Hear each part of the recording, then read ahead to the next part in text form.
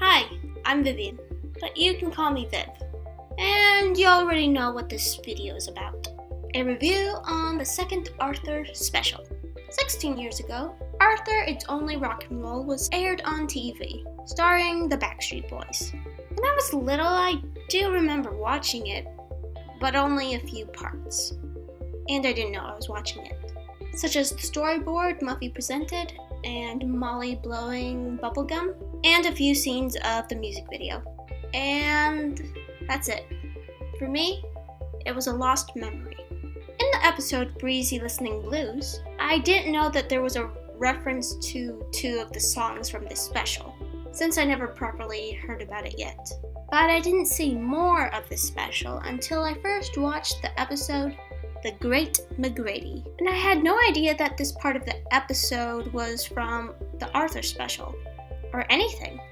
I thought this was just animated for this particular episode. Oh, and I almost forgot. In Bitsy's breakup, when I watched it when I was little, and during Muffy's last scene with Buster, I thought she was talking about something else that was related to a Postcards from Buster episode. Rest in peace, dear spin-off show that only lasted for 3 seasons. I wouldn't know until much later that all those things were referencing this wonderful special, until I finally came across it years later. Now let's put this into a metaphor. I'm a pirate, and instead of loving this TV show, I'm obsessed with treasure. I'm a pirate that knows a lot about treasure, and there are some things I don't know about it.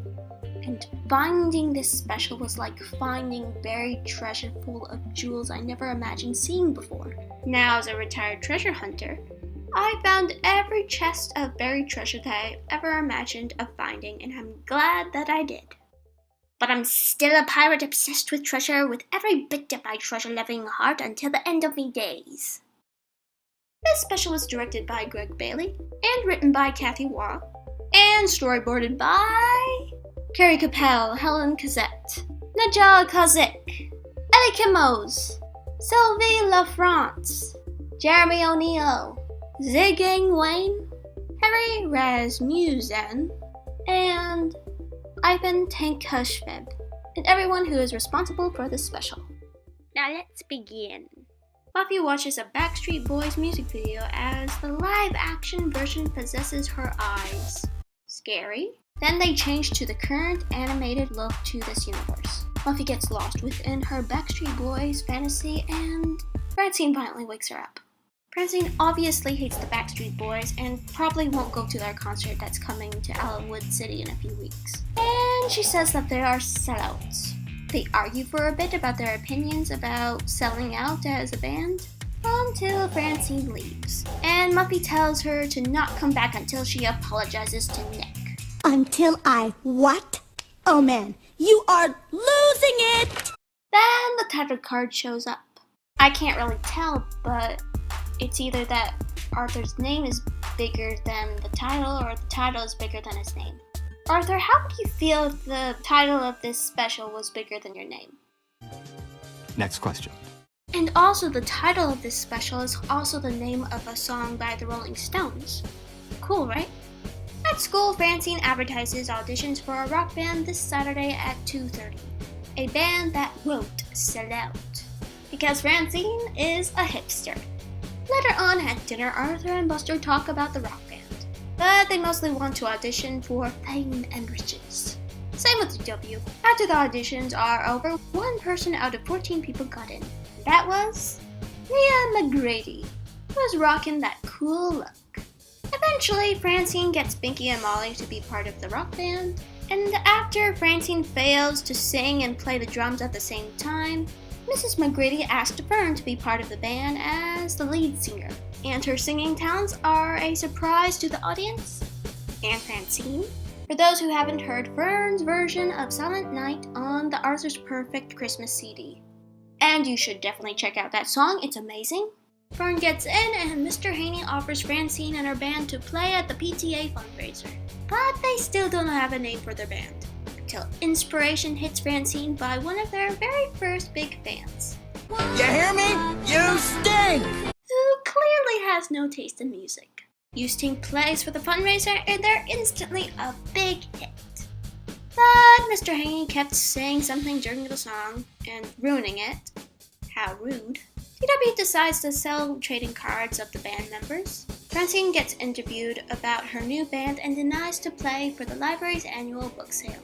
Afterwards, Francine is greeted by Tommy and Timmy. And Timmy asks Francine to sign his trading card of her, and she judges the spelling of it. My name isn't even spelled right. And then Francine, Binky, and Fern get chased by preschooler fans, referencing the beginning of a British movie called A Hard Day's Night. You may or may not have heard of it, but you may have heard of the band that stars in it. Binky and Fern finally give in to the preschoolers' demands of autographs, but Francine keeps running until she is saved by Muffy, who only wants to be part of You Stink as the cute one. Muffy, you're no help. I hope you know that. Francine denies the ridiculous offer. Later that night, Fern fangirls about having her own Ferb card and imagines riding on Buster's ear. Weird. Without Francine's permission, Fern allows another interview. Francine's obviously not happy with this, because as we know, she has a problem with selling out that made her decide to have the band that won't do that. Her anger about this pet peeve of hers makes her dramatically decide to break up the band. And here is one of my favorite lines from this special. Are we supposed to melt or something? Best line ever. Francine storms away, doing exactly what she foreshadowed herself to do earlier on during the beginning of this special. And if anyone even tried to make us go on TV or dance, I'd just quit! Fern decides to perform for the library's annual book sale. In class, when this was announced, Francine and Fern stare at each other with anger at their creative differences, as Mr. Haney starts to ramble and forgets to turn off the loudspeaker. At the library, You Stink performs as Francine watches from the bathroom. Once Prunella and Muffy conveniently come in, Francine hides and listens to what they have to say, which isn't anything positive towards Francine. In my opinion, this moment is a cliche. Muffy throws away her Francine cards, and once the two of them leave, Francine picks up one of her misspelled trading cards and gets saddened with regret. Francine dreams about being on a reality show called Behind the Curtain that's covering the You Stink story years later, and how Francine isn't part of the picture and works at a popcorn stand for the concert, and the popcorn lacks salt. Bionic Bunny's weakness. Meanwhile, You Stink gets help from Muffy and she becomes their manager. And Muffy starts imagining being the Backstreet Boys manager and sings about it. Later on, when Francine and Fern get into an argument, and Mrs. McGrady helps them out to not be mad at each other anymore, and for Francine to be part of the band again. Fern tries to make amends with Francine, until Muffy runs in talking about making a You Stink music video to send to the Backstreet Boys and ruins the moment. Muffy, you're no help. I hope you know that. During the process of creating the music video, I never thought I would say this, but Muffy is such a poser. Muffy mails the video, but a week later, she hasn't heard back from them. She tries to get help from her dad, but he explains to her that he isn't able to. And this breaks Muffy, until she motivates herself to meet Nick. And she does so by bribing one of the workers. I don't think that's legal. You Stink is attending the concert for some reason, for the sake of the plot. Also, Francine is here too for the sake of the plot as well, but she was forced to go because of her dad and the writer, Kathy Rowe. Muffy traps Nick in the elevator in order to close a business deal, but her dad calls the elevator to stop whatever she's doing for the sake of the Backstreet Boys concert. But it turns out they are actually stuck and Muffy freaks out. But she comes up with an idea. Ed Crosswire announces that You Stink is going to be performing for the time being. And they are all clearly not prepared for this. Fern and Francine quickly make amends and head up on stage. Francine isn't able to start the drum part of the song for an obvious reason. Ryan from the Backstreet Boys helps her out, and the obvious reason for her fear dissolves. Fern starts out the song all nervous-like until Kevin comes to her side and duets with her. And eventually, every one of the Backstreet Boys, even Nick somehow, it's never explained how the elevator problem was solved, but we do get a new version of this song. Wait a minute. How do the Backstreet Boys know this song? How? And how were they able to make up new lyrics on the spot? Why are any of the other characters questioning this? And where's the CD with the 3 versions of this song? Francine no longer has the strict pet peeve of selling out, but everyone in the band except for Francine and Verb want to quit. And they all have their personal reasons to do so, for the sake of the series, of course. That's mostly what happens during the last few minutes, and the special comes to an end. This is clearly a wonderful special, but how wonderful is it?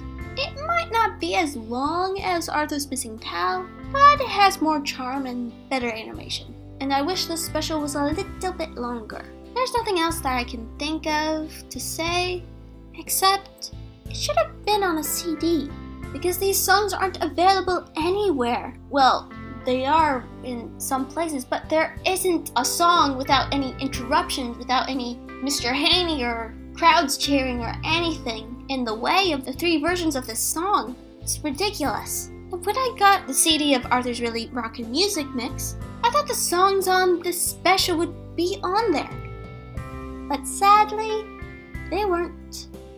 Since the CD came out a year before this special was released. That's just my main pet peeve that I have about this special.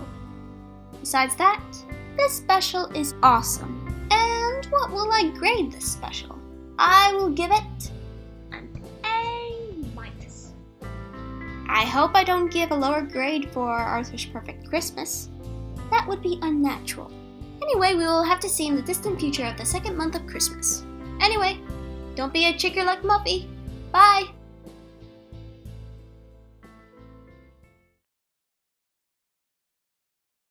What would you call that hairstyle you're wearing? Arthur.